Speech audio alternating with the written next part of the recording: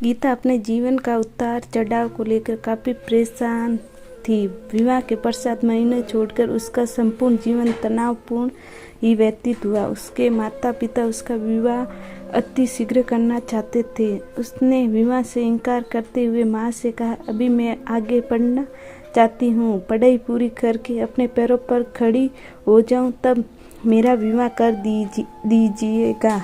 माँ ने कहा, मुझे जितना पढ़ाना था मैंने पढ़ा लिया, अब बाकी की पढ़ाई तुम अपने ससुराल जाकर पूरी कर लेना।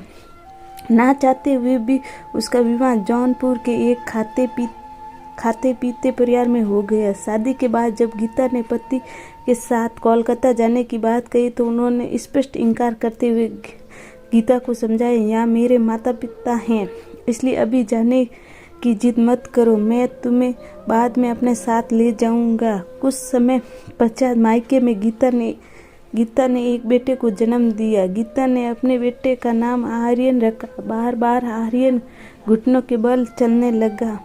तब गीता को वापस ससुराल बुला लिया गया। इस बार भी उसने पति को रवैया वही रहा।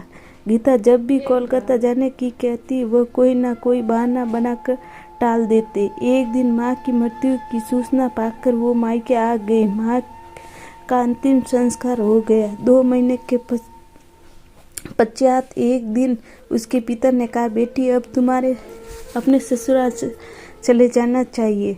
पहले तो गीता चुप रही, फिर बोली, पिताजी क्या लड़कियों अपने माता पिता पर भार होती हैं? जो माता-पिता उसका विवाह जल्द अपना बोझ उतार देते हैं। यदि बेटी शादी के बाद कुछ दिन के लिए मायके आकर रहे तो ये बताया जाता है कि ये उसका घर नहीं है, अपने ससुराल में जाकर रहे।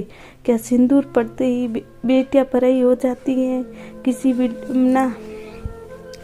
विडम्बना है। बेटियों को अपना कोई घर ही नहीं होता है, ना ससुराल ना मायका। आखिर बेटी को अपना कौन से घर है?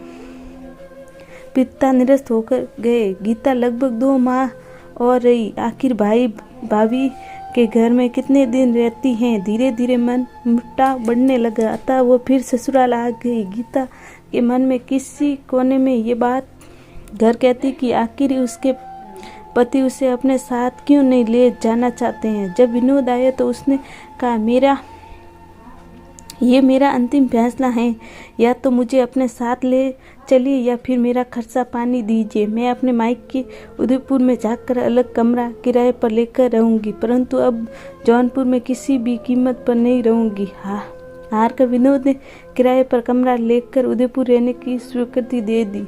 गीता उदयपुर किराए का कमरा लेकर अपने बेटे आर्यन के साथ रहने लगी। गीता ने दाखिला अंग्रेजी माध्यम स्कूल में करा दिया। विनोद प्रत्येक माह गृहस्थी का खर्चा पहुंचाता, परंतु उतना ही जितने में बच्चों की पढ़ाई, मकान का किराया और घर की खानगी चल सके। इसमें भी गीता खुश थी, क्योंकि कम से कम गांव में मॉल से बेटे को छुटकारा तो मिला।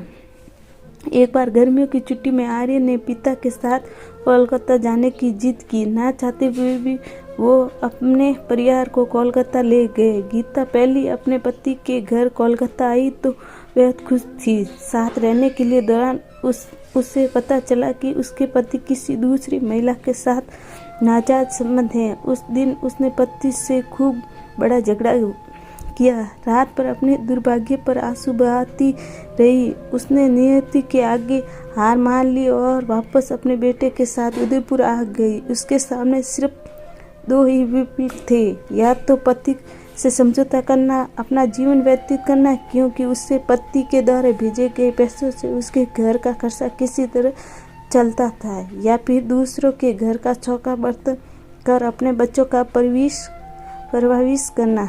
काफी सोच विचार के बाद